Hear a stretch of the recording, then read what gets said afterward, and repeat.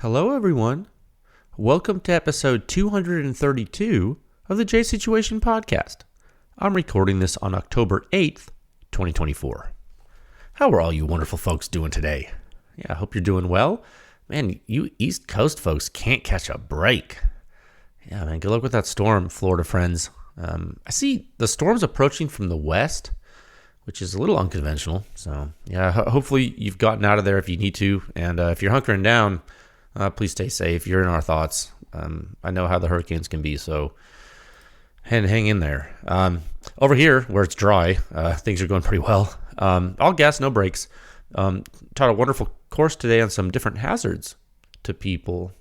It's something I do, discuss the hazardous nature of events with folks and help them and their teams mitigate those hazards. That's one of the things I do. And so today on the podcast, same thing, right? That's really what I do with you here every week, right? So I have several things to speak with you about today. First, we're going to speak about the Liberty Precision Machine Mach-L. Yeah, we'll talk technically about both its supersonic 308 performance and its subsonic 300 blackout performance. Yeah, two different combustion regimes we tested, right? So that'll be the technical discussion of those articles that we published last week. And then if we have time, which we should, I want to tell you about a new silencer host that I just bought. Yeah, kind of a personal project of mine.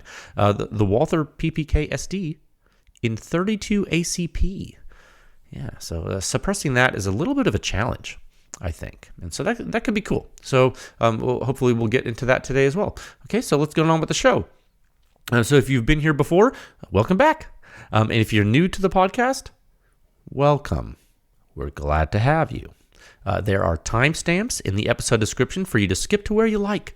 Okay, but if you want to hang around with me a little longer here, I'm going to quickly speak to you about the companies who make this podcast possible. This episode is proudly sponsored by Legion Athletics. Nothing you do, exercise, sports, really anything's doing without consistency. Yeah, you have to do things all the time if you want to be good at them, and Legion Athletics can help. They have whey protein, pre-workout, post-workout, creatine, vitamins, minerals. They don't have everything you need, but they have a lot of it. Visit legionathletics.com. There's a link in the show notes. Code word PewScience to save 20% off of your first order. Yeah, and if you keep using that code, every time you order, you'll get double loyalty points, and you can redeem those for cash. Basically, net 10% off every time you order stuff going forward. It's awesome. Get strong. It's important. This episode is also brought to you by Silencer Shop. Yeah, they've done a lot for everybody here with silencers. They've done a lot not only for consumers, but for tons of dealers. Large, small, nationwide. Maybe if you're a new dealer, you're looking to get started, get your feet wet. Maybe you can't hold a lot of inventory, or maybe you want to maintain a low overhead. Silencer Shop, they might be able to help you out. You can use their kiosk, do your fingerprints and photos electronically, and in turn, you cut down on errors. You simplify your silencer purchasing process. You get a money-back guarantee. It's pretty good. No transfer fees, no paperwork errors. Just you and your silencer with no drama. It truly is silencer ownership simplified. The podcast is also brought to you by Top Gun Range Houston. These are good guys. Let me tell you something. Brother. No. If you're in the Houston area, even if you're just passing through, they are worth checking out, I promise. 15-lane indoor shooting range. Largest firearm rental fleet in the entire state of Texas. So you can rent the firearms when you go there for their range, and you can rent pistols and rifles and shotguns and machine guns and silencers. That's right. You can actually rent the silencers that we've tested on our website at pewscience.com, and you can rent the hosts, and then you can put the silencers on the host, and you can shoot them. Pretty cool.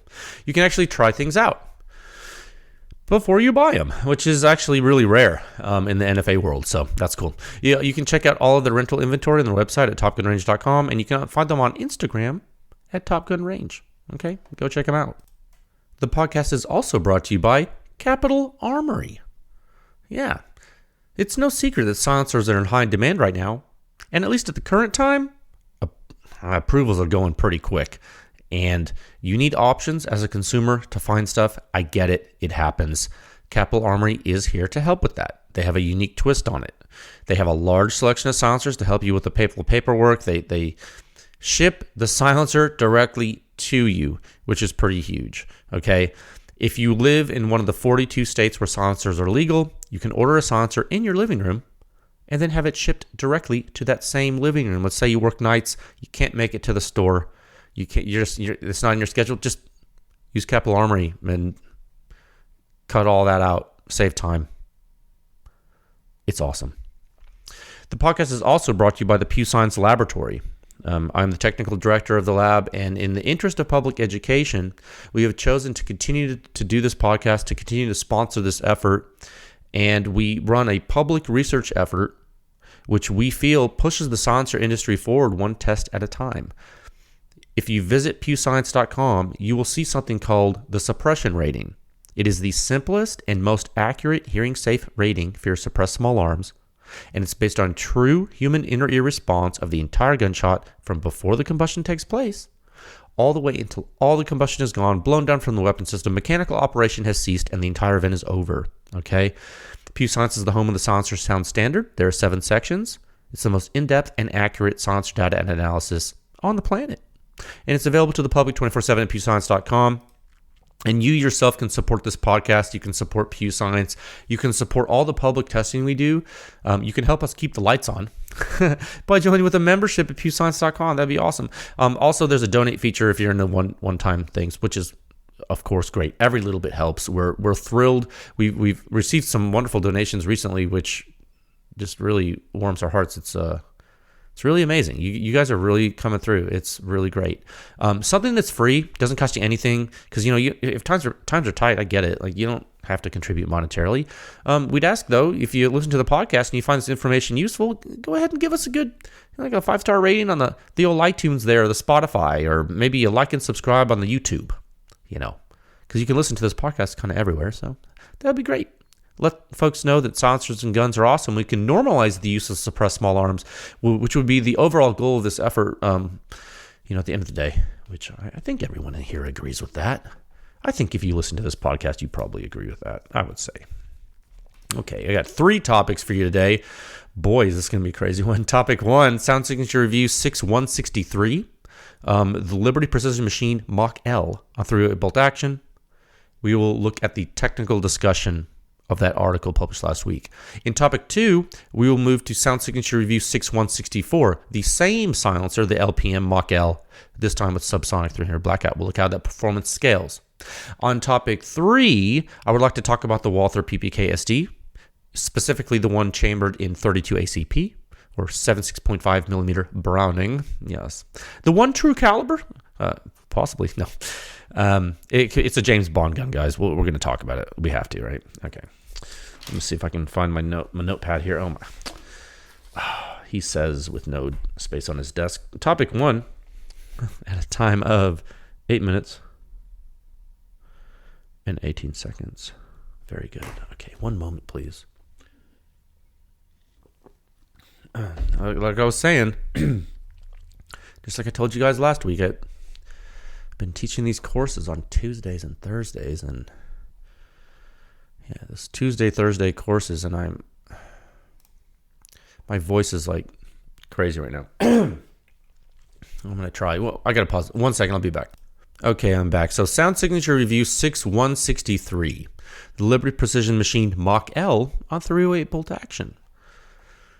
Okay, this is the updated Anthem 2 series technology, but in titanium, right? That's what this Mach-L is. So we'll talk technically about the data you saw published last week, and this was a humdinger.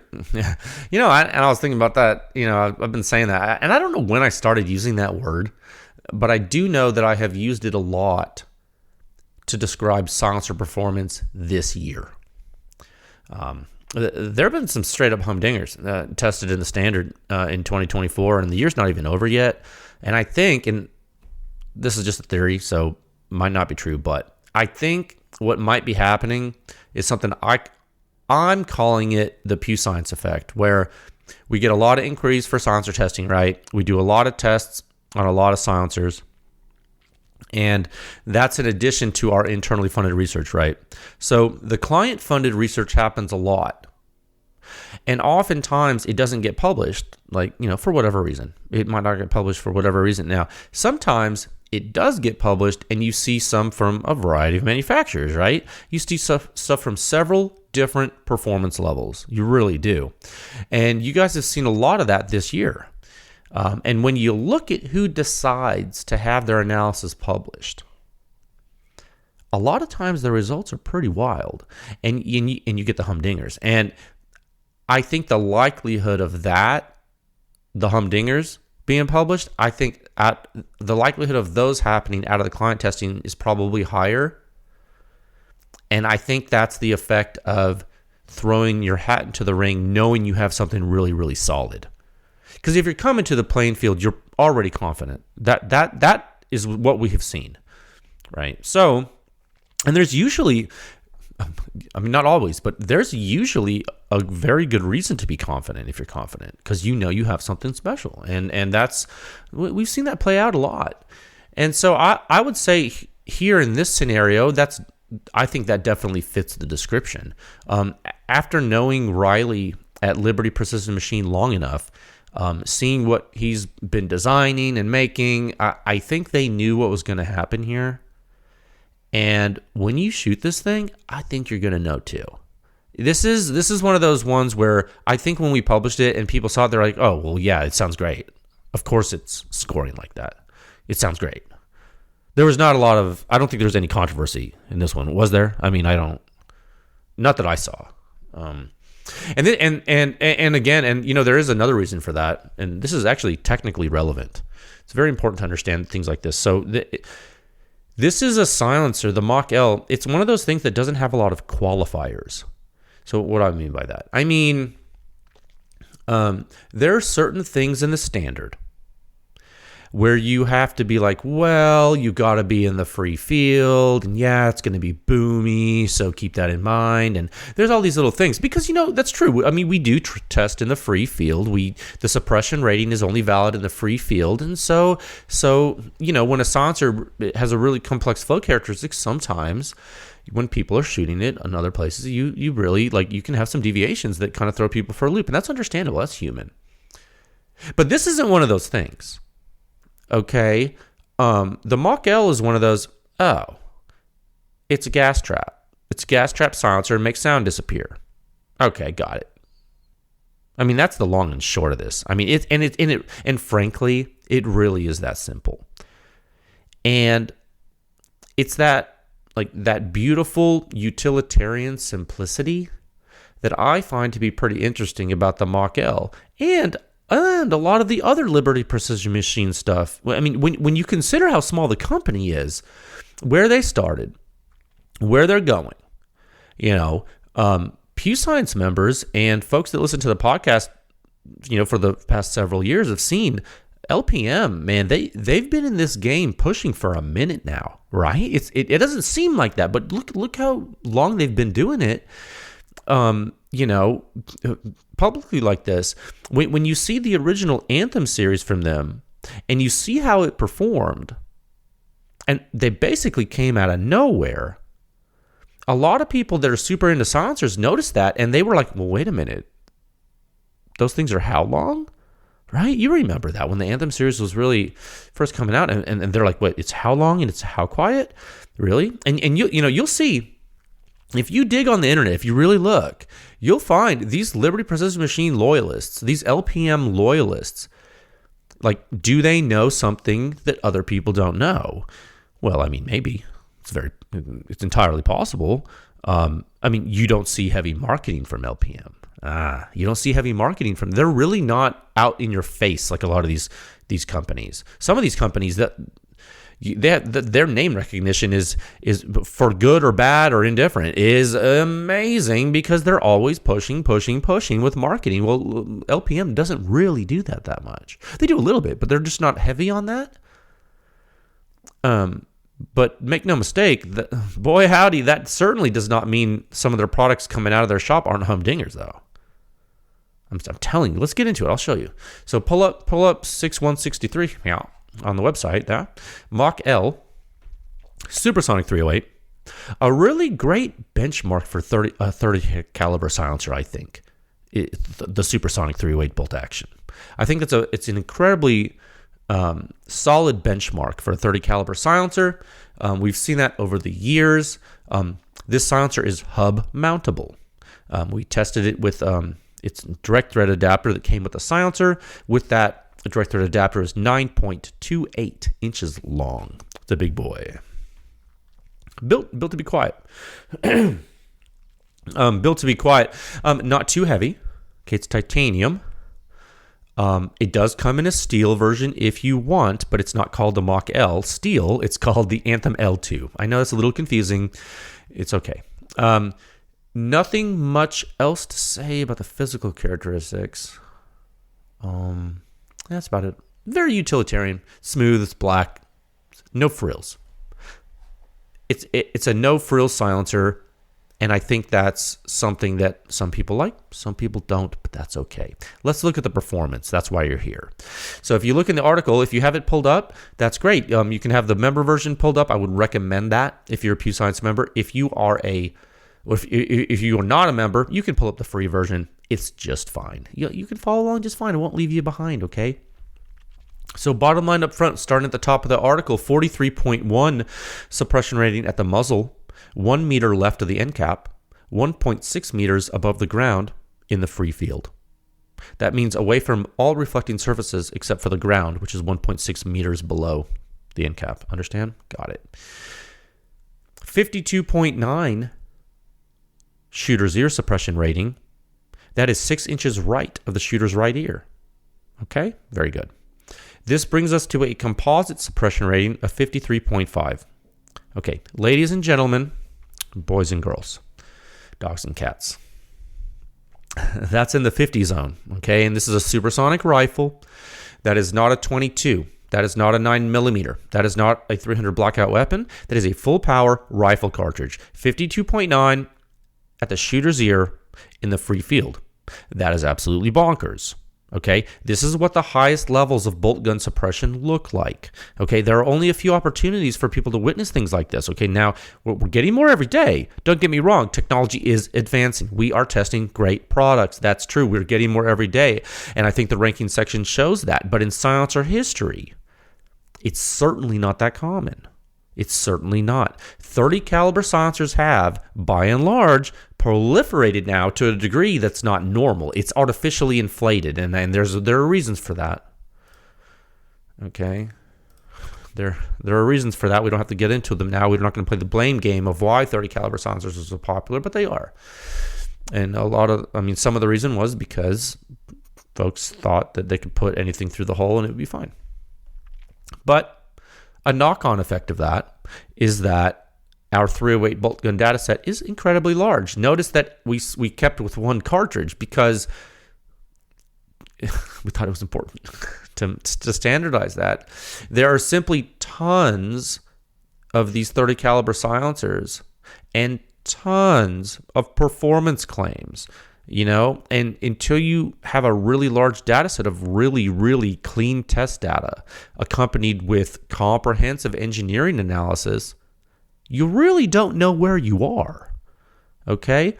It took us several years to build that research pedigree. Now we're here, and now you know where you are. Okay? You have a map. Pretty valuable. You found your campsite, right? It's still light outside. Hell, you might even have time to set up your tent. Maybe you make dinner before it gets dark. That's not too bad. Let's do that. Let's find out what makes this thing tick, yeah? And how it got to this great campsite in the first place. Okay, scroll down to figure 1. Yeah, in the article. Skip the table. It doesn't matter. Okay, all the stuff that people tell you matters doesn't really. Scroll down to figure 1. Blast overpressure in the free field, 1 meter left of the end cap, 1.6 meters above the ground, in the free field. You guys keep hearing me say that, right? Free field, and you keep seeing free field in the title of the plots. They've been there since the beginning. Spoiler alert. In case you thought I was just now saying this, no, it's been 5 years. Why do I keep saying it? That's because we are studying blast physics, and we must acquire data in the free field to do so. How can you tell, looking at figure 1A, that it's in the free field? How can you tell? One way to tell is the full time scale. That's one way to tell. And with the Mach-L, what do you notice, like, I don't know, in particular about the time scale in this article?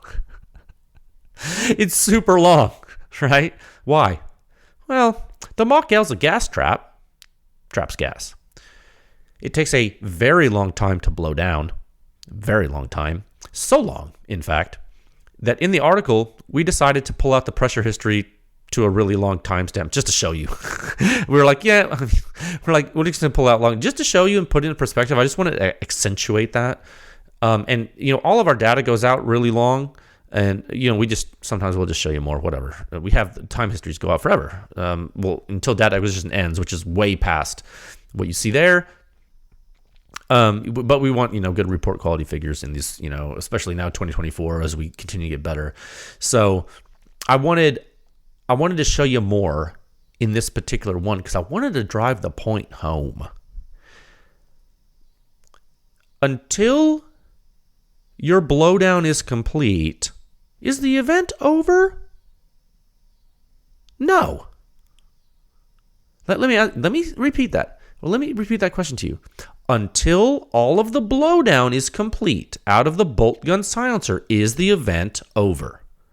I'm not asking about where you're testing or anything. I'm just asking you a question about the silencer and the weapon system and the ammunition. Forget about all the politics. Forget about everything. This is a physics question. There is only one right answer. Is the event over if the blowdown's not complete? No, the event's not over. That's the correct answer. Okay. What if it was a semi-automatic weapon system? Is the event over before the mechanical operation stops? No. The event's not over. So what do we show you? The whole thing. Why? Because that's what you want to know, don't you? I want to know how severe the signature is. Well, how can you know how severe it is if you don't measure the whole thing? I'm just wanted to iterate that point. So you look at this fingerprint and you see something special, okay? Not special for everything that exists, but it's special for this particular type of silencer. There are other gas traps that do similar things to the Mach-L. That is true. That is true. What is one characteristic of a gas trap on a supersonic rifle that you already know about, that we know about? You usually have very clean decoupling of the first couple jet with subsequent primary jet blowdown. Those two things are usually decoupled. Okay, that's right. And that's what you see in figure 1A. And in figure 1B, you see a zoomed in view of that. And what you see in figure 1B is that perfect shock and rarefaction from the supersonic projectile and coupled muzzle jet of the three shots. They're overlaid on each other. And when you look at that, would consistent be a word that you would use to describe that when things are literally laying on top of each other in early time from shot to shot to shot? Absolutely. Absolutely. Very consistent early time. What if you just look at the peaks, though? Would you still call it consistent? Some people would not. Some people wouldn't. But we would.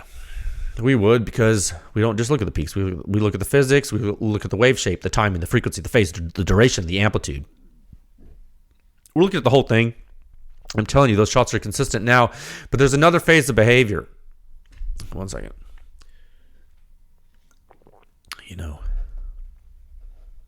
This special part here. There's another phase of behavior here. The Mach-L is so good at trapping gas. It's so good that it strongly decouples the two primary events. The first event, this is the thing we just spoke about, yeah?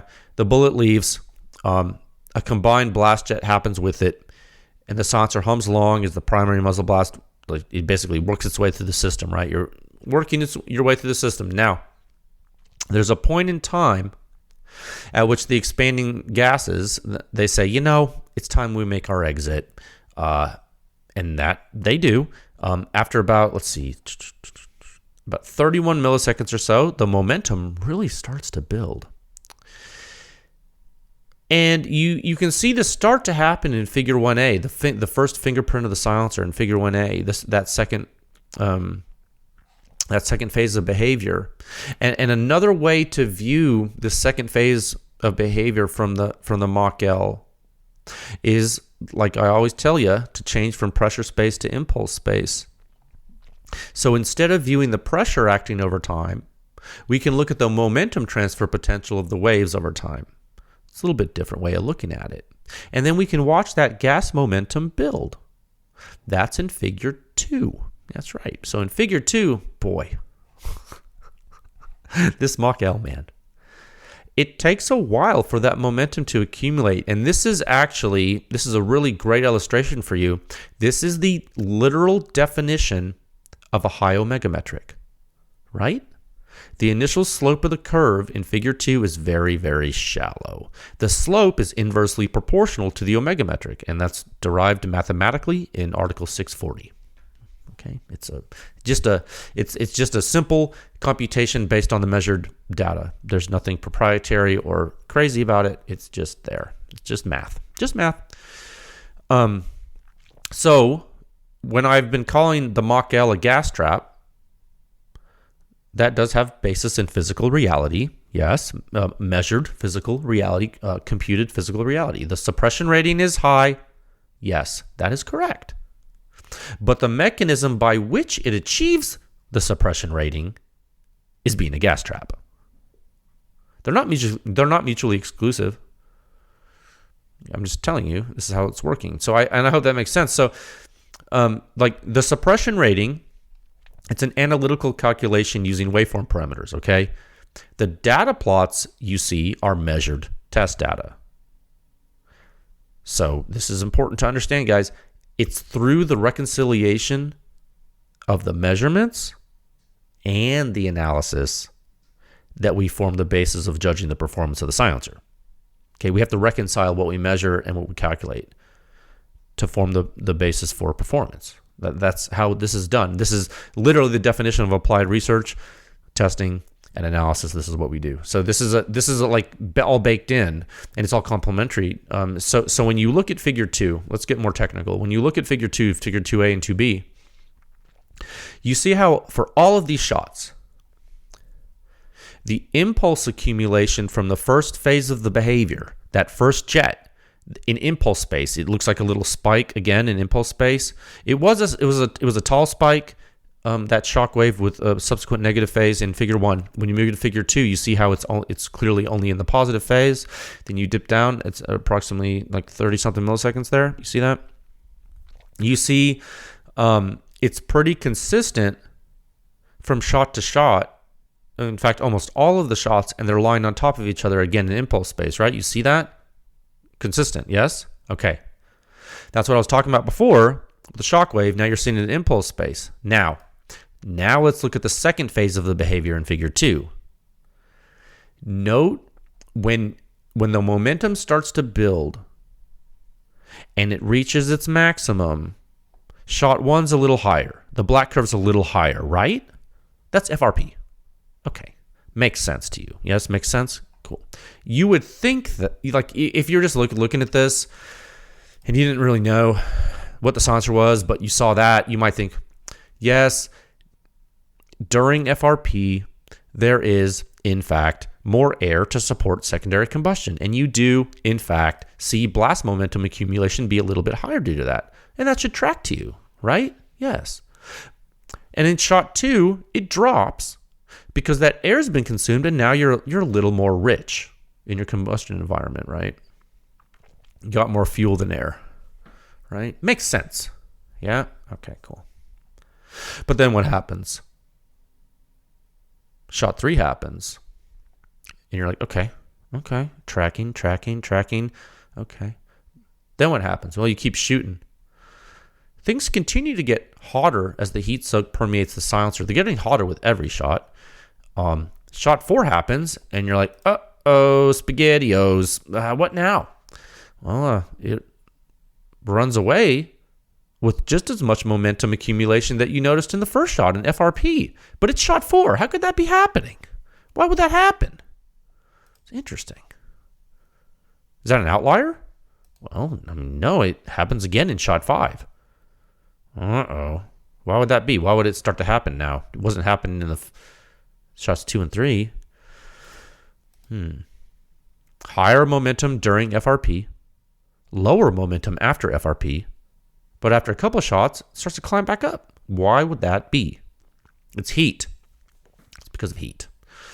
And that's the variable. That's what's changing. So things are starting to get hotter. And not hotter like, oh, it's a little hotter outside today, I have to have a fan or whatever. No, the amount of heat soak in the silencer that's suppressing a full power centerfire rifle cartridge is like in the order of like hundreds of degrees Fahrenheit. Not like the ambient temperature, like the temperature outside, that's in the noise with regard to the variation in temperature in the combustion propagation environment of the silencer from shot 1 to shot 4, just so you understand. So the silencer apparently, and this is a good, like you can infer this from this testing and analysis, the silencer is apparently relying on gas expansion into cavities that can become so heated that the propensity for gas momentum to favor the distal exit becomes greater than expansion into those cavities. Understand? So the gas trapping mechanism of the Mach-L appears to be heat sensitive. Yes. Is it bad? No. No.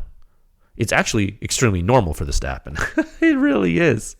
It's actually normal, but it doesn't always happen like this, does it? No, it doesn't. And why are we even seeing this? Why are we talking about it? Well, with gas trap silencers of this performance level, it's probably more common. You are suppressing at levels that are truly nuts, right? We know that. It's quiet, man. Shoot it. Go see it. Whatever. The mechanism by which you're suppressing requires expansion to happen in certain cavities. You will find that most silencers at this level of performance exhibit signs of this occurring. And I like to compare this to, the analogy I like to use is Formula One, race cars. You are at the bleeding edge of performance here, guys. This is top tier. You're top tier. So the little things are starting to matter, and they're showing up too. And this is one of those things. Is it bad? No, it's a reality. And the muzzle suppression rating of this silencer is extremely high, given all of this happening.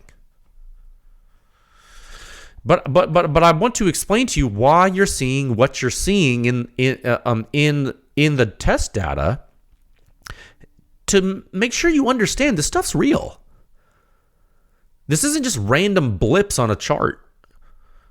Okay, this is Pew Science. We're going to tell you why the data is showing what it's showing. Okay, now you want to get more technical here, even more technical. You want to talk about the technology and I mean, go remember when we spoke about the Anthem series. This is basically the Anthem 2 technology now, and stagnation relief is the name of the game here. LPM took what they learned from the Anthem series and they kicked it up a notch with the Anthem 2 series, and the Mach series is the Anthem 2 series in titanium, and now here we are. Okay, it would be good for you to check out the research notes in the article to understand how the technology compares with the PTR Vent 1, for example. Yes, you can look at the suppression ratings.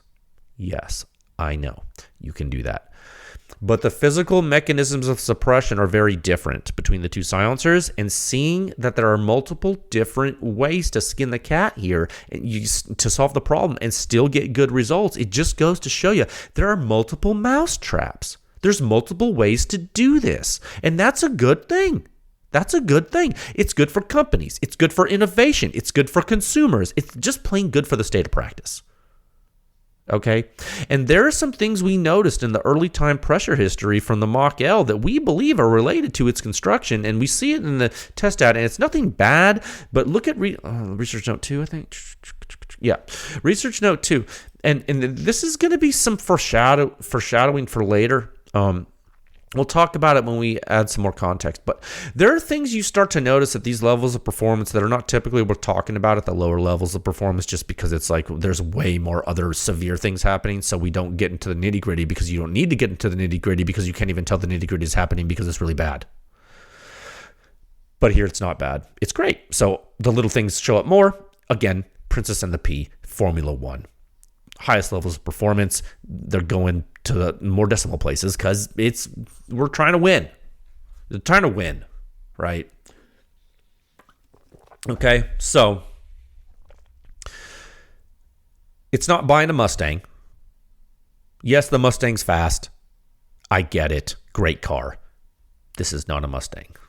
Understand? Okay. So one of the interesting things about the LPM designs is that they continue to tweak them, and these are conventional designs in a way, conventional designs on steroids with advanced stage combustion propagation features, but conventionally manufactured nonetheless. They are conventionally manufactured. They are subtractive manufactured parts that are welded together. Okay.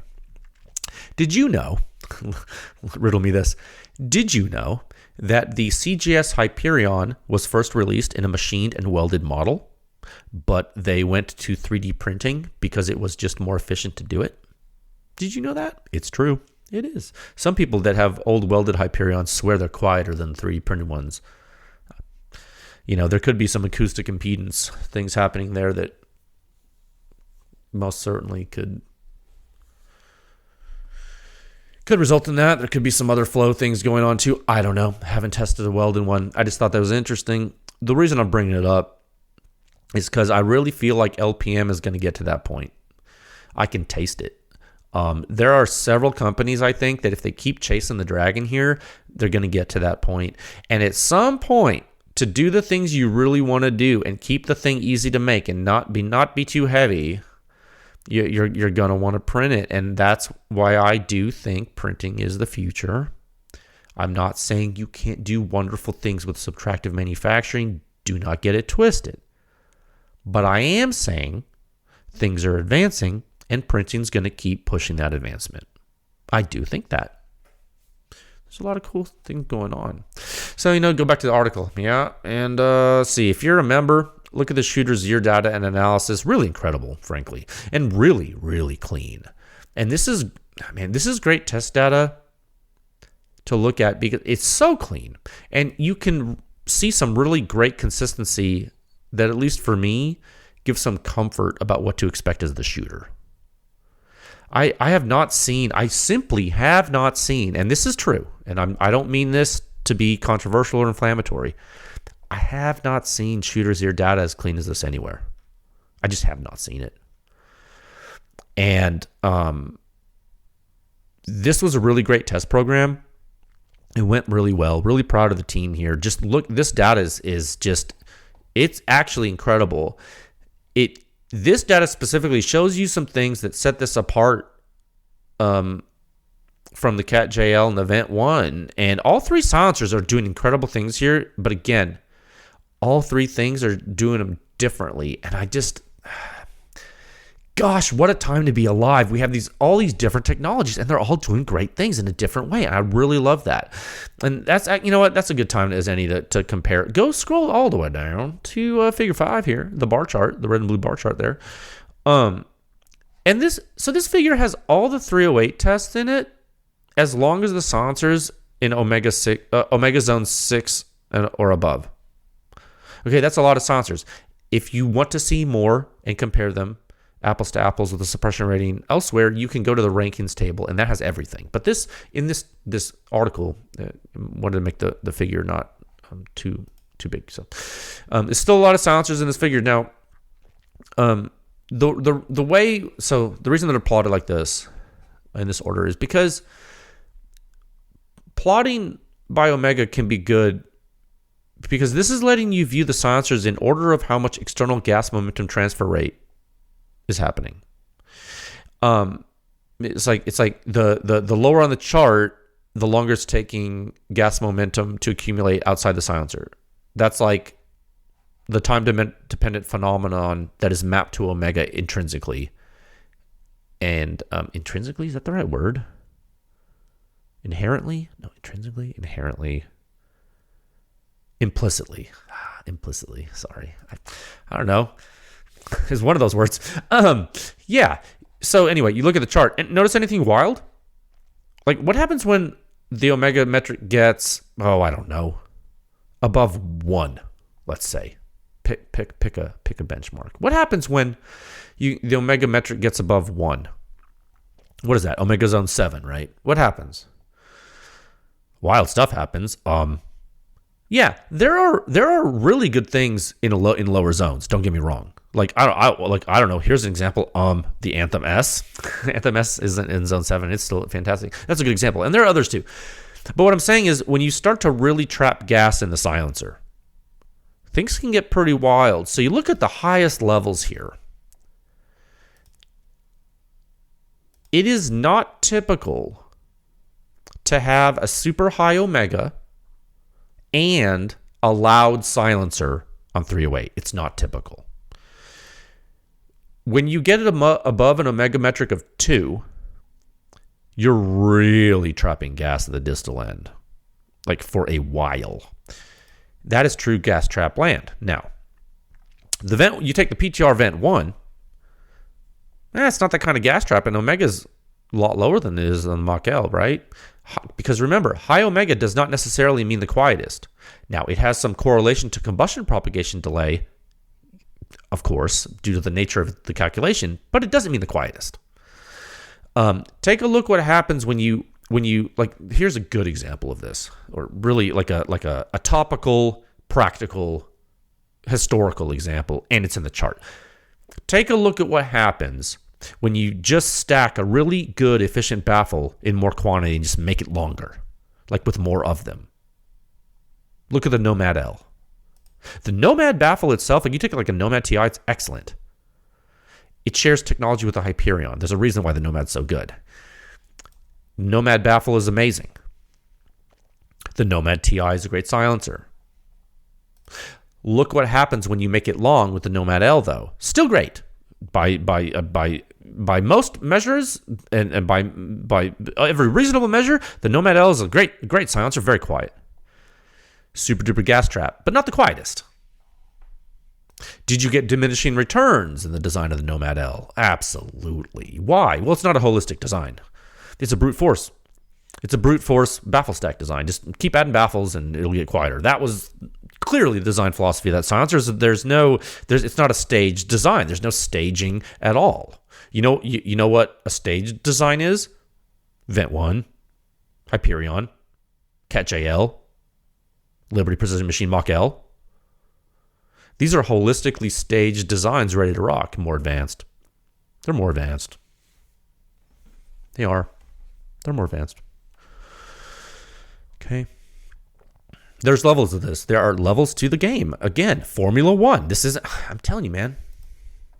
Different sport. So this is a very high performance silencer, the Mach-L. It really is. I don't sleep on it. I'm very glad we have it in the pedigree now. I think it is actually insane how many extremely quiet silencers we have in the pedigree on this host. I almost feel like a prophecy's been fulfilled, like because you had the Anthem series, and now you have the Anthem 2 and the Mach series. Same thing, different materials, right? But I feel like we now have the second chapter in the Liberty Precision Machine story. And I don't know how many chapters Riley and his crew are planning on writing. Like, I don't know that. That's not my thing, not my company. I don't know. But I hope they continue. I'm looking forward to the book. To use the stupid analogy I'm apparently drawing out. No, I will just say that. I'm looking forward to seeing what they do. And you look at this, you go shoot it. But I would implore you, just when you think, or just when you thought you knew everything about this conventionally manufactured design that's pushing the envelope, just when you think that, we released another report at the same time, didn't we? Yes, the 300 blackout subsonic. And what did we show? We showed that, yes, this is, in fact, a switch hitter. It's a switch hitter. And I think that's a big deal. And I think you might think so too. Okay, let's move on to the next topic, talk about that. Let's move on to topic 2 at time 44 minutes and 48 seconds. Oh my goodness. Wow. Pretty good time. I thought this was going to take way longer. Wait, well, I mean, we're not done yet, but topic 2, sound signature review 6164, the next one. It's the Mach-L on subsonic 300 blackout. So how does the technology that we just described in the supersonic combustion regime with all its stagnation relief and its stage design, how does that scale to the different combustion regime of subsonic 300 blackout when you lower pressure and you lower duration? How does that scale? So let's do that technical discussion. I'm going to hit back on my web browser here, and then I'm going to go to 6164, which is the next article in the standard. Again, I am looking at the member article. If you are not a Pew Science member, you can just pull up the free version. It's whatever. Okay, guys, same silencer we just talked about, different test, different weapon, different ammunition, different combustion, lower pressure, lower duration, shorter barrel. Oh my God, how many different things did we do? A lot of different things. It's a different setup. That's why the suppression rating is different, right? It would change. Things that make you go, how will the Mach-L or the Anthem 2 technology scale? Will it scale? Or do we have strange things happen? Let's check out the article here. And this is great because, and I think how am I going to do this? I don't want to go not beat it to death because we already talked about the silencer, but I do want to kind of hit high points here. This again, for me, closes the chapter in a big way. And I hope it does for a lot of you, because as we've seen, sometimes you have really great subsonic specialists, right? And they completely underdeliver with supersonic ammunition. You know, a huge example of that is the Q rifle silencers. Like the Half Nelson, the Full Nelson, the Trash Panda, the Thunder Chicken, all wonderful silencers. Wonderful with subsonic 300 blackout. Particularly the full-size models, right? The short models have a lot of FRP. But the Thunder Chicken and the Full Nelson, wonderful subsonic 300 blackout silencers. But boy, howdy, man. You put those on supersonic 308, and for their size, they're just not keeping up with the pack. I mean, and look, they're not terrible objectively. Objectively, they do okay. But for their size, there are things that absolutely starch them in supersonic rifle suppression, and it's not close. Okay? And before we started this research effort, I'm really not so sure people understood that. And I'm telling you, for those of you that are just tuning in to silencers and you're learning now, man, back then, like the conventional wisdom was, hey, if you have a quiet silencer on one system, it's probably going to be quiet on all systems. And boy, have we found that to be completely false. We have so many examples of that being false. It's staggering, okay? And so you look at the LPM Mach-L. It's killing the game with subsonic 300 blackout. And we just got done finished talking about how incredible it is with supersonic 308. So it seems we do have a true switch hitter in our midst, just like the CGS Hyperion. And that is awesome. I mean, it's more options for consumers, and that's always awesome, right? And I love it. I love it, man. So, and you know what? Those are actually are really good examples to think about. The Hyperion and the Full Nelson. Oh, that's very good. Both really long, right? They're both direct thread only with a taper. Yes? Same envelope. They're almost the same size. And they have the same mount. And like everything. The Full Nelson and the Hyperion, right? Cool. Put those both on the subsonic 300 blackout bolt gun. Total neck and neck. Total neck and neck. Completely wild. It could cause you to think, oh, okay, big silencer. Quiet. Got it. Done. I understand all this. Who cares about the data? Makes sense. What's Pew Science even talking about? We don't need Pew Science. We know that big silencer is quieter. Ha ha ha. Okay, cool. Now take the Full Nelson and the Hyperion and use them with supersonic 300 blackout or supersonic 308, and then report back and you tell me what happens. Full Nelson going to get walked. It's going to be left in the dust. Absolutely walked. It's not the same sport. Full Nelson will fail you. So same thing here. The Liberty Precision Mach-L will absolutely walk a Q rifle silencer with supersonic ammo, and when you go to subsonic with 300 blackout subs, it seems to hang. Again, switch hitter, and that's good for consumers. So let's look at the data. Bottom line up front, 71.3 muzzle suppression rating on the 8-inch 300 blackout bolt action with discrete ballistic subsonic ammunition in the mil standard 1 meter left of the end cap, 1.6 meters above the ground, true free field, mil standard locations. That muzzle suppression rating is bonkers high. 71.3 at the muzzle with supersonic 300 blackout? I think that's the highest in the standard, in the published data set right now. Yeah, shooter's ear suppression rating 66, also very high. Is that the highest? No. It's actually a few points lower than some, but still very high. So why, you may ask, is the shooter's ear suppression rating lower if the muzzle suppression rating is higher? My answer, just like the last topic, I'm going to give you a simple answer and then I'm going to elaborate. My answer is because Formula One. Yes, 1 second. You are now at the highest levels of performance and every little tiny thing matters. You think it's insignificant? It's not. Trust me, if you can think of it, it matters. What is one thing that matters more to the shooter with his face glued right there to the weapon than to the folks off to the side? The internal combustion signatures. That's right. I mean, the gun has explosions happening and it's right next to your face. It is. You're the one shooting it, remember? Yeah. What does the Mach-L do a little differently?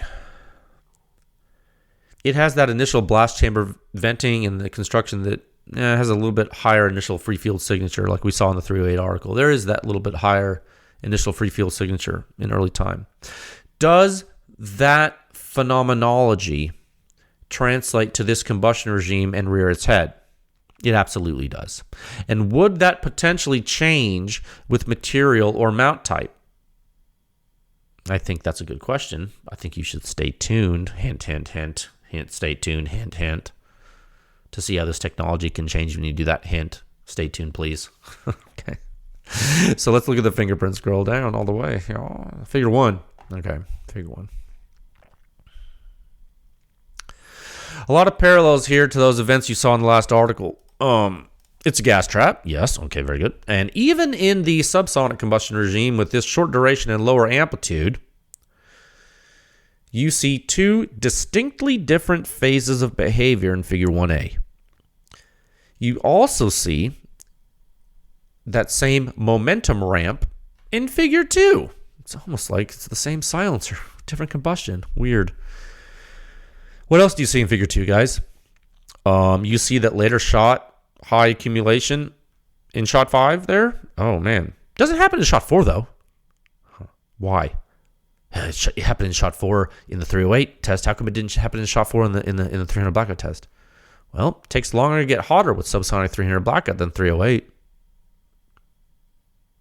Same thing happens here as what happened in the 308 test. It just takes longer to happen because it's a different combustion regime. Does this show consistency of the test setup and the silencer's behavior from weapon to weapon? Oh, absolutely. Absolutely does. This should really actually give you a warm fuzzy. This should give you a warm fuzzy to know definitively that the design of the Mach-L is in fact susceptible to heat soak. But in this situation, you can see when that even matters and when it doesn't. And you can also know that the suppression rating is still really high, and that should give you comfort too. These are all good things to understand. I just need you to understand that they are real. Very important. Okay? So you can see this and you look at this. So it seems that the staged design of the Mach-L is very effective as the pressure drops and the duration drops. And that's the sign of a very good silencer, I think. A switch hitter. I think switch hitters are so great. Now, at the shooter's ear, I talked about this a little earlier. You members, I need you to understand something. It's not only the amplitude that influences hazard. Okay, it's all the waveform components to include phase, frequency, and duration. And there are some things that the Mach-L does, as tested, that you will hear if you shoot it on this setup. It's going to sound good. Don't get me wrong, okay? It's going to sound good. But it might be a little bit different if you change the injection geometry and or the material impedance mismatch when you change different mounts. Remember, there's a hub silencer, okay? If you change the mount, do you have a potential to increase the shooter's ear suppression rating? I think you do. I just want you to know this silencer is quiet. And when things get quiet, you can hear things you normally wouldn't hear. So things can start to sound metallic. Okay? And those types of sounds, they're not always the most pleasant for your ears. Again, not bad. But these types of things can lower the rating. There's a lot of little things that are happening in the weapon system that are really, really, really close to you. And so they're producing different phase shifts too. You can see that in the data. So remember, the mini fix has an 8-inch barrel.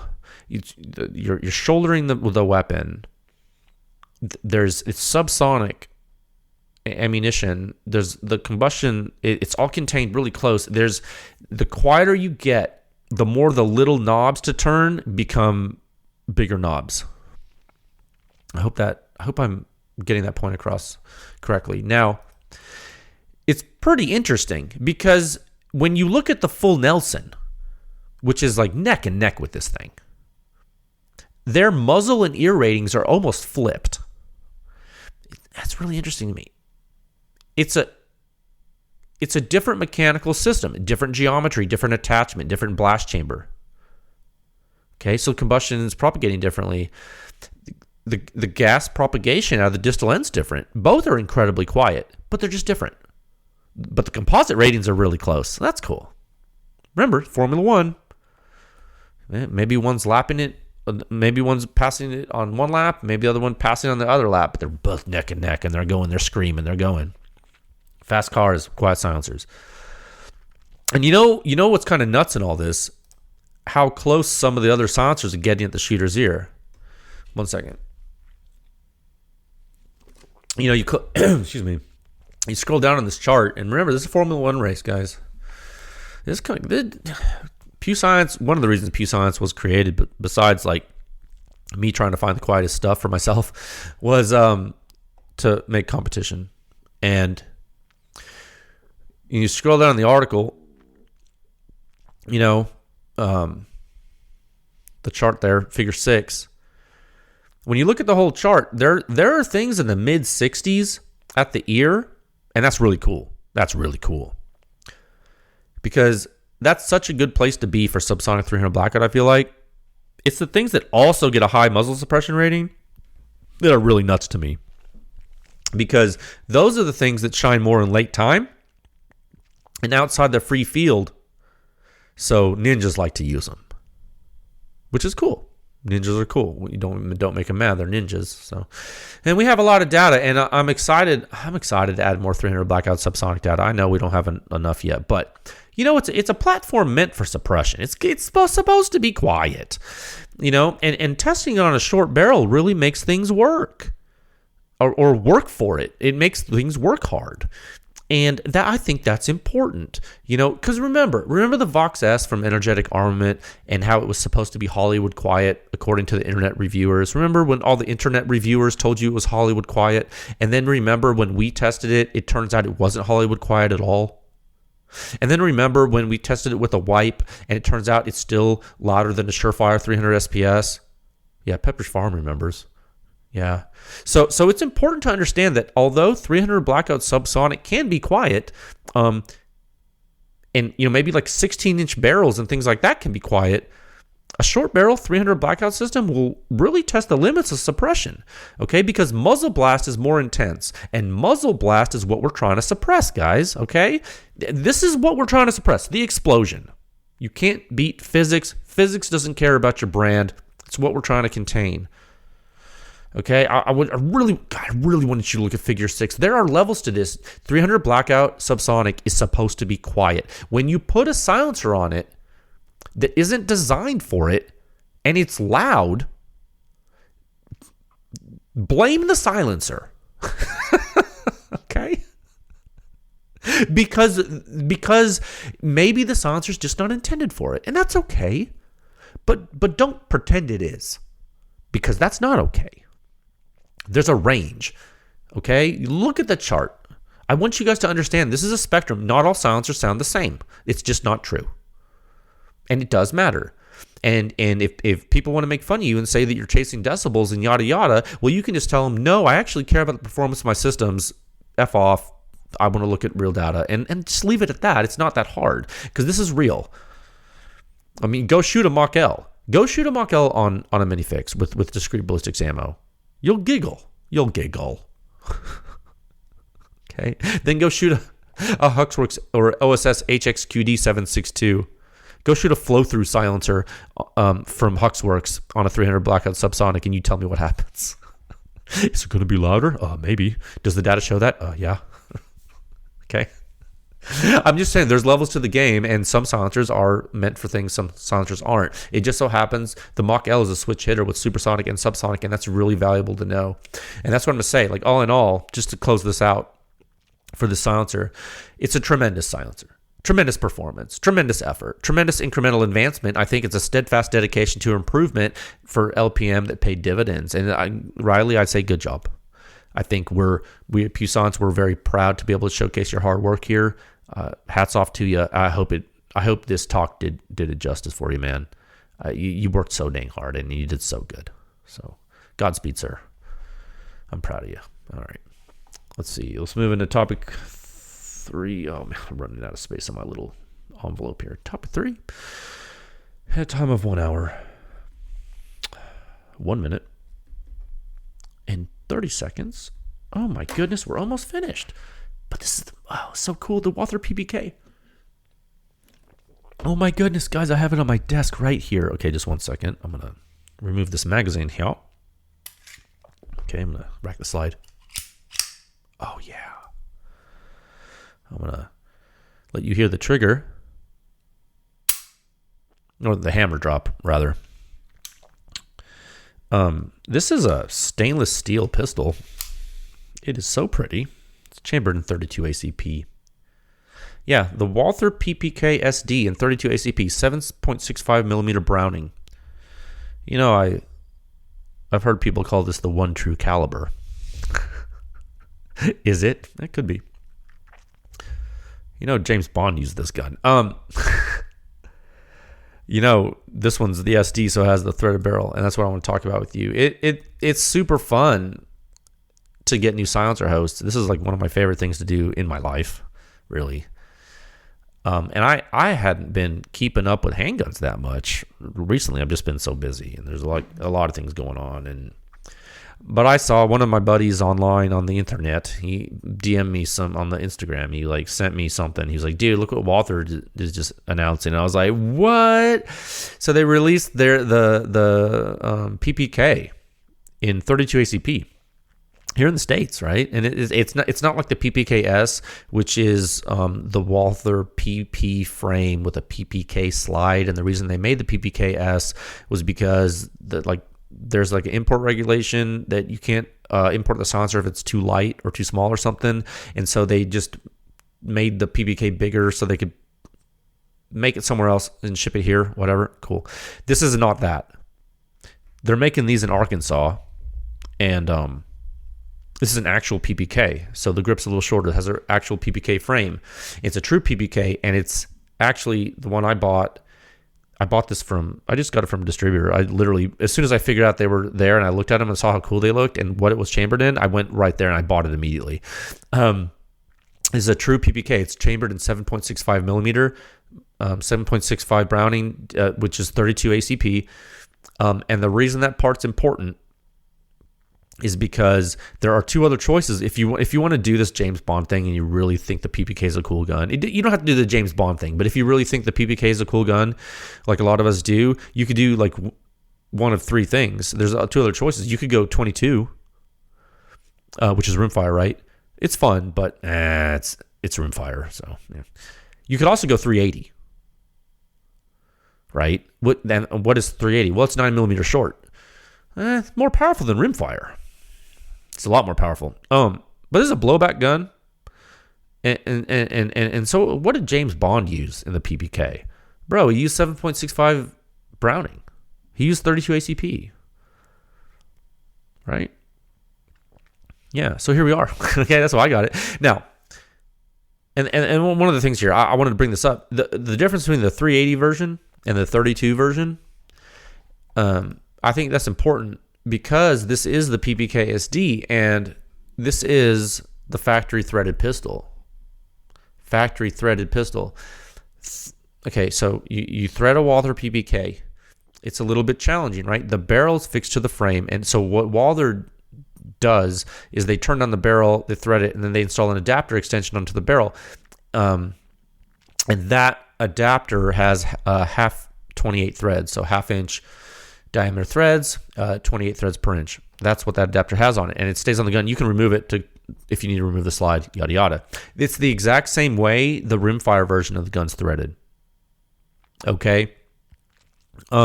Now, because they make it in the US now, they can make the smaller PPK version not violate that import restriction. So you have a choice. You can put a silencer on a 22 PPK. You can put a silencer on a 380 PPK, or you can put a silencer on a 32 ACP PPK. And of those three choices, I have chosen 32, and here's why. This is a blowback pistol. This is not a locking, tilting barrel pistol like your Glock or your P226 or your USP or any number of other systems, okay? This is simpler and only relies on recoil spring force, slide inertia, and hammer spring. Okay, those are the only things retarding the motion of the slide. What do you think this is a recipe for? It's ejection port blast town, USA, population U. Yeah, if you decide to add a silencer to one of these pistols, buckle up, Buttercup, because if you want to do anything more than a novelty, you're going to have to plan this. You're going to have to do some digging. Okay, so what do we want? We want high early time flow rate, right? How can we get it? Well, it's not that easy. Turns out it's not that easy until we start really pushing pistol silencers to innovate by publishing more data, which is going to be awesome. Because what you could do is you could try to use a really, really overboard silencer that's not that long, right? And that could help you get the entire gross flow rate up, and that could help. But that could also be long. You could also try some like purpose-built 9mm silencers with high flow rate too. But they're usually like larger diameter than you would really want with a pistol because this is a small gun. You kind of want it to look cool. So there's that problem. So here's what I did. I bought the gun. I had a lot of stuff to do. I was like, let me just grab some silencers. So I've shot it so far. I shot it so far with 3 different configurations. I shot it with an old SWR Trident 9 with a direct thread mount. And I had 2 reasons for doing that. 1, I had a direct thread mount for the silencer. 2, I wanted to see how bad the blowback was going to be because the SWR Trident, it has a very high back pressure. It has original Omega baffles, one of the highest back pressure baffle stacks I think in modern designs you can have, which does make the Trident a pretty good silencer, but high back pressure. So you guys got to keep that in mind. I also shot the weapon with the Cat SC in both the long and short configurations. Clearly, you know the reason I did that, because if I use the Trident, of course I was going to use the SC because it's like the polar opposite of early time flow rate, right? It's like completely opposite.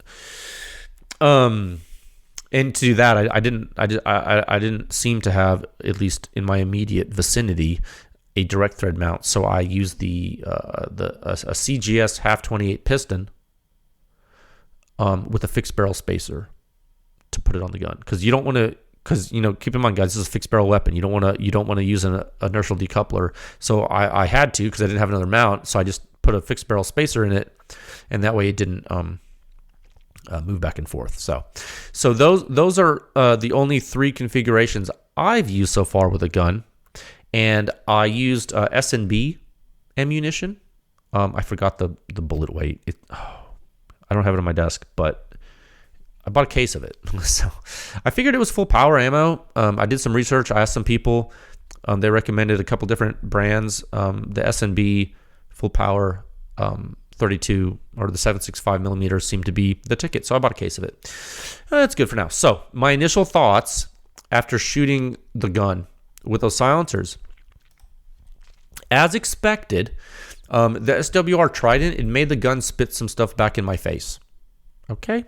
I didn't want that to happen. actually. I was hoping it wouldn't happen because I was like, oh my gosh, like this is a really pretty silencer, and I know it's kind of big, but like it still looks really pretty. I would love to use the silencer on this gun, but no dice. This is why we wear safety glasses when we shoot. So why did it spit stuff back, guys? Well, I mean, it's a 9mm bore, so shouldn't it be big enough not to have back pressure on the 32? Wouldn't the internet experts tell you that? No, friends, no. Just because something's overboard does not mean the early time flow rate's high enough to avoid that blowback. Turns out making a bigger hole in your silencer isn't the thing that just drops the back pressure all of a sudden, despite what some people may continue to tell you, despite our research completely proving that wrong. Especially when the host is back pressure sensitive. Okay, so are pure blowback hosts like the PPK back pressure sensitive? Oh, you bet they are. And this is one of the reasons I'm doing this topic, to help you guys understand. I don't want you to waste your money on stuff if you don't understand it. The long configuration of the SC now on this piston, on that piston and the fixed barrel spacer, it worked wonderfully, honestly. Now, would it have been quieter if it was a dedicated bore 32? Well, yeah, dude, obviously. Now, did it spit anything back in my face? Well, no, but also the SC doesn't spit anything back on in my face on any pistol I've shot, including 9mm. So I wouldn't expect it to happen on this, but I didn't know because it was direct blowback. So I was like, is it going to happen? Oh my God, if it does, that sucks. Like, I can't believe it. Because frankly, this was one of my like tests of encouragement, because if the SC didn't work, I was going to be really sad. But it did. It worked fine. The SC is advanced. The 9mm bore of the SC is not the magic. I mean, if it was, then the SW or Trident would have worked, right? So what's the magic here? Well, it's that SB shock technology, right? That's the magic inside the SC. So it has a tremendous amount of early time flow rate. And that's just what the doctor ordered for the PPK. Okay, it's very nice. But again, it's a 9mm pistol silencer. It doesn't look right to me. It's too big for the gun, I feel like. I don't know. It works. It's light, but it's like, it'll work. It just looks a little weird. I'm just not, I'll use it, but I'm like, it just seems wrong. It doesn't seem like it fits, right? So then I was like, that's cool. So I took off the end module there and I made the short configuration because, I figured, okay, well, let's try that. So, of course, it didn't spit anything back in my face either. I wouldn't expect it to, right?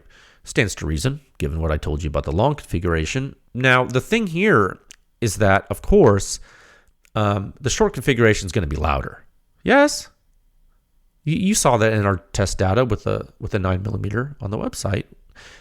But is that bad? Well, no, it's not bad. Now, is it louder than the long? Well, of course. But you got to remember, if you're in the free field, it's probably around the same hazard level to you as the shooter. It doesn't mean it's as quiet. It means to the hazard to the operators is similar. So when you go outside the free field, or if you want a quieter signature in totality, the short configuration will not serve you as well as the long configuration. And you should know that. Okay. And I want to take this opportunity to say, and this is something I'm really going to start driving home, because frankly, I'm tired of saying it. And I think maybe if I say it enough on the podcast too, people are going to start to tell other people, and it will help me not have to say it other places, and just it's more efficient. This is very similar to the Huxworks Flow 556K and the whole arguments surrounding that silencer that I see. Pistol silencing is an excellent analog to speaking about the Flow 556K, and here's why. Some people absolutely love the Flow 556K, right? Some people hate it. Both of those groups of people may or may not understand what's really going on. In the free field, the Flow 556K will reduce the ejection port blast from an untuned Mark 18 significantly. That is unequivocally true. It will reduce it so significantly, in fact, that the operator hazard will drop a lot and the shooter's ear suppression rating will climb. However, the muzzle suppression rating in the silencer is lower, and it will sound louder and more boomy. Okay? Most folks will see that. Our research supplements show that high fidelity data analysis. It doesn't mean it's more dangerous to the operator in the free field. It just means what it means. Now, When you use short pistol silencers, the same type of thing can happen. I'm here to tell you, when your ear rating stays high because you have ejection port blast that's diminished, but your muzzle suppression rating drops. Does that sound familiar? Okay.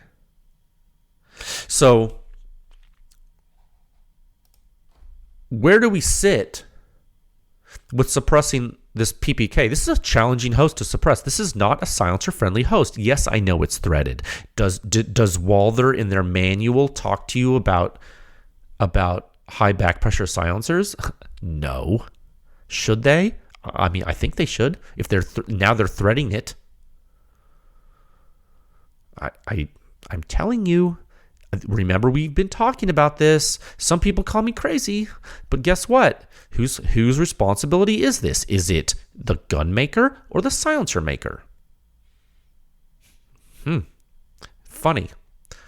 We want to maintain flow rate, but we also want to maintain suppression. Yes? Because why? Well, this is not an AR-15. This is a pistol, and it's not just any pistol. It's a James Bond pistol. Literally. It's in 32 ACP, for God's sake. Okay? So now, for me personally, because I have the option, what am I going to do? Well, I'm probably going to use the long configuration and the short configuration of the Cat SC and alternate to see what works the best until I can investigate other things. Now, I have the Vent 2 from PTR. I put it in the picture with the podcast here. That's another option. But guess what? A little bit bigger than the SC, and it's also larger diameter than the SC. So that really doesn't solve the size problem for me. So that's kind of why I didn't even bring it out. I'm sure it sounds fine. So I've done some Googling. I'm sure you all have too. I've done some Googling and I've found some dedicated 32 ACP silencers. But there's no way they have a high enough flow rate to make this good for the operator.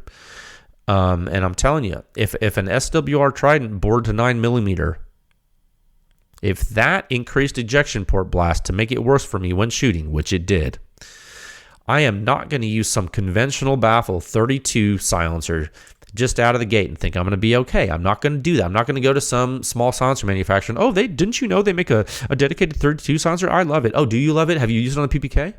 And then have you used other things on the PPK and compared them? Do that and call me. All right.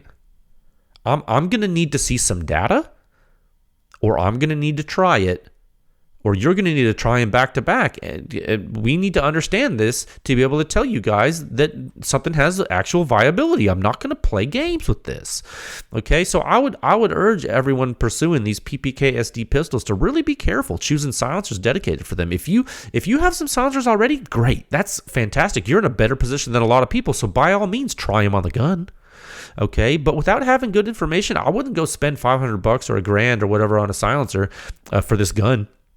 Sight unseen with no technical information seems risky to me.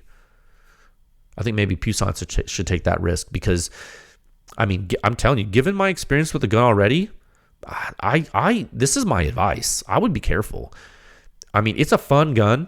It's built really solidly, really nice. I got the stainless version. Again, it's very pretty. It's shiny. It looks cool. My wife likes it. She wants the black one. So I guess I'm going to buy a black one now. Okay. That happens sometimes. Yeah, okay. No, that's cool. I hope that helps. I did want to share my thoughts with it. Now I got to find a cool holster. You know I'm going to carry this thing. That's all I have for you folks today. I'm sure we'll talk about the PPK again later. I just wanted to give you my initial thoughts and what I'm planning to use with it so far. Thank you so much for tuning in. I hope the LPM Mach-L information is useful to you. I hope the quick look at the PPK SD is useful as well. It's a cool pistol. If you folks have good experience with suppressing it yourself, please email me. I would love to compare notes because I'm searching for the perfect setup. I would love to know your thoughts. Okay? Please stay safe out there, friends. I will talk with you folks again soon. Okay, bye.